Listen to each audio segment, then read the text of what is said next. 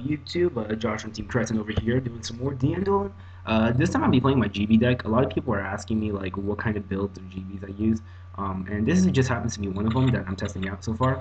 It seems to be pretty decent from what I can see, but of course there's a couple kinks that we got to keep in mind. So don't want to really reveal what I'm playing since I don't have the best setup hand right now.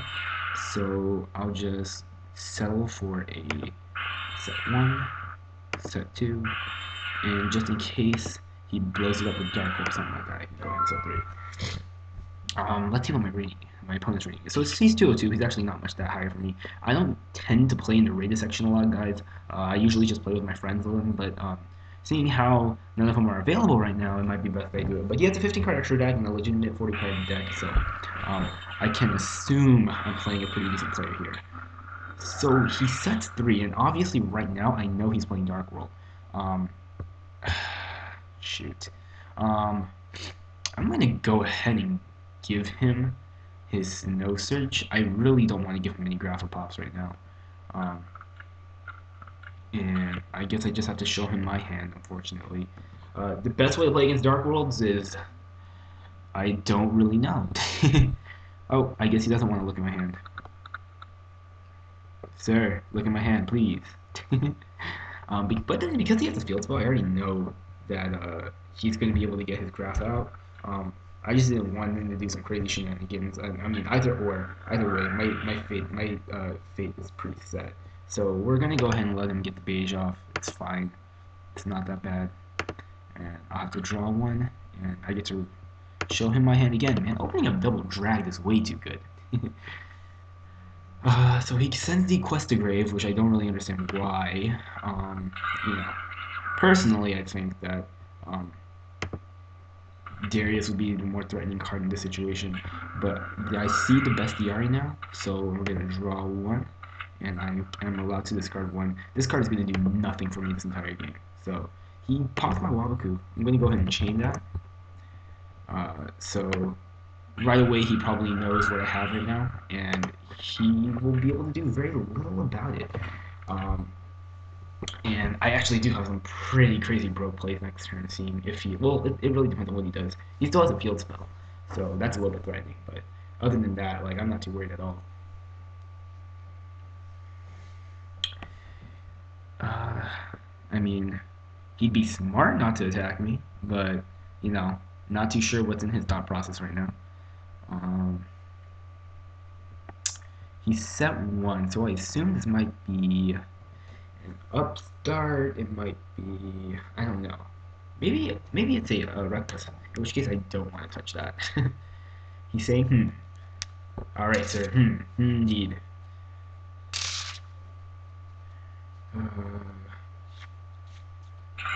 So he goes ahead and normal summons the tour guide. Not too sure why. I'm gonna say effect is K.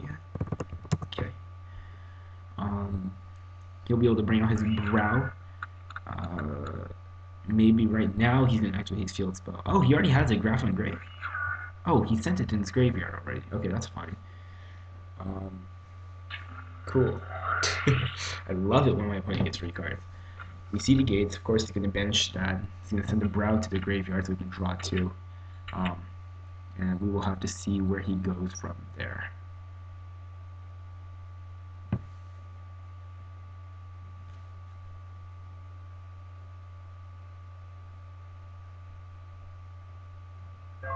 And he just ends his turn, which is the smart thing to do. He activates My Crush and he calls Darius.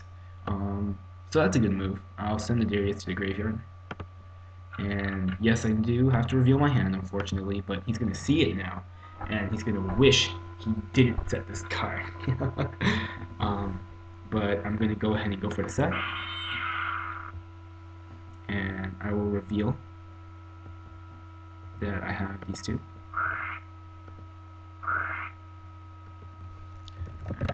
Contact changing. So we'll put this back at the top of my deck. I had very, very nice protection in the background. I was lucky enough to pop my, what do you call it? You know, my Wabaku. So I'm going to go ahead and use this effect. And we're going to pop this, and we're going to pop this. This doesn't scare me at all, so I'm not even going to concern myself with that. And we're going to go ahead and enter battle phase, and we will attack the beige.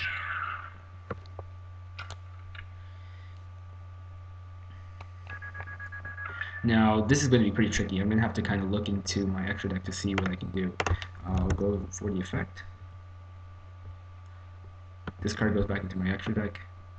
It's going to be phase 2. Viewing all of this, I'm going to special summon my Retiari, and I'm going to special summon my Dariush. Or actually, that may not be the best play right now. Oh well, you know what? That's fine. I'll special summon Darius.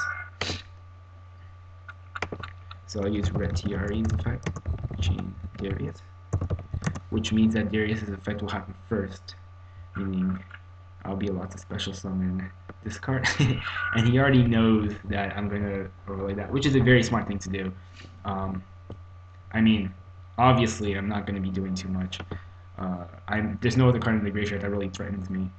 So I'll send that card to the top of my deck, and I'll send this card to the top of my deck, and I'll go ahead and special summon the Exodari. Because I'd like to have those Dariuses at my arsenal just in case one dies. Now that I have them both back, I don't really have to worry, and in case I need to tag out, I do have the Ret.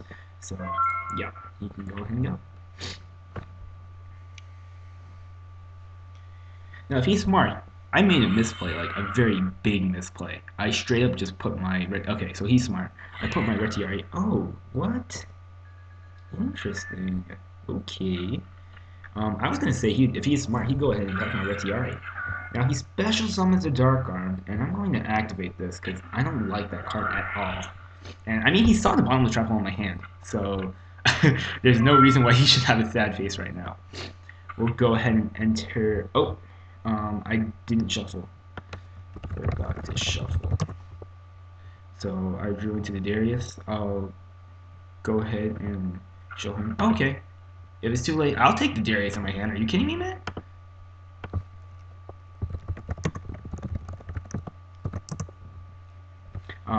Like that's totally cool with me. Okay, so we'll go ahead and enter into battle phase. We'll put this card into attack position. Not too sure what this face down is. Not concerned at the very least. Going to go ahead and go for battle phase. And I will attack this while attaching my Horn of the Phantom Beast to make it impossible.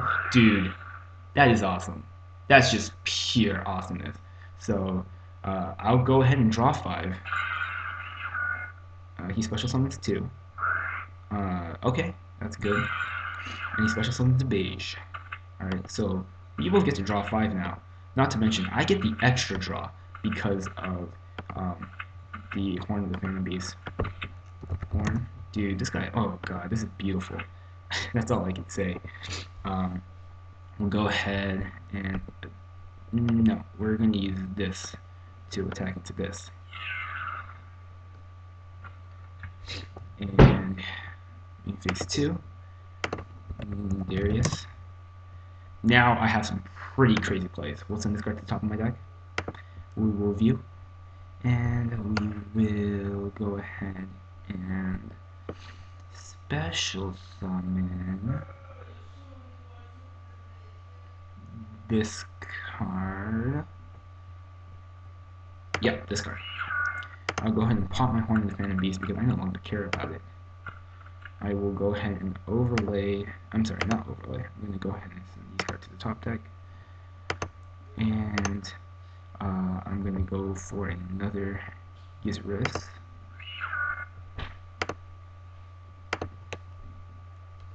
Yes. He seems to be having some questions. Bestiary is mandatory. Yeah, I popped my Horn of the Phantom Beast.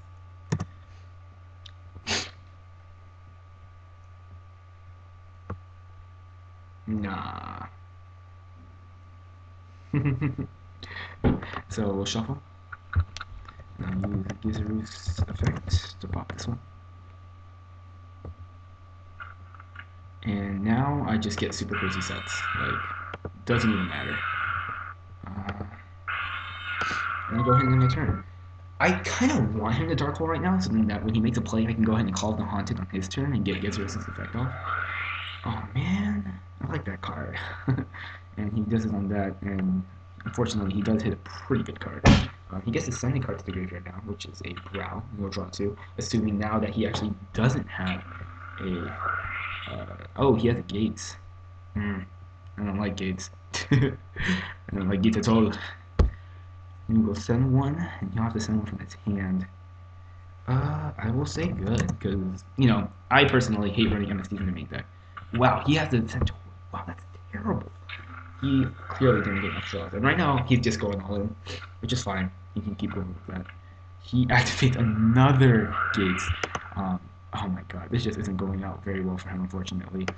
Uh, yeah, he can keep going. He sends the snow, so he can make a play now. He can make a play now. Um, and he adds the Dark World dealings. Not a bad move. I'm guessing he can activate the Dark World dealings now, which is fine. I'll go ahead and draw.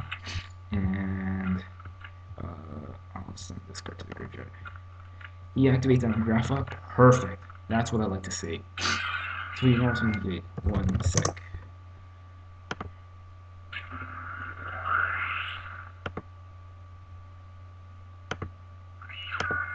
I'll get the effect of Gizerus. Effect. So I'll pop his gates and growl. Chain to summon.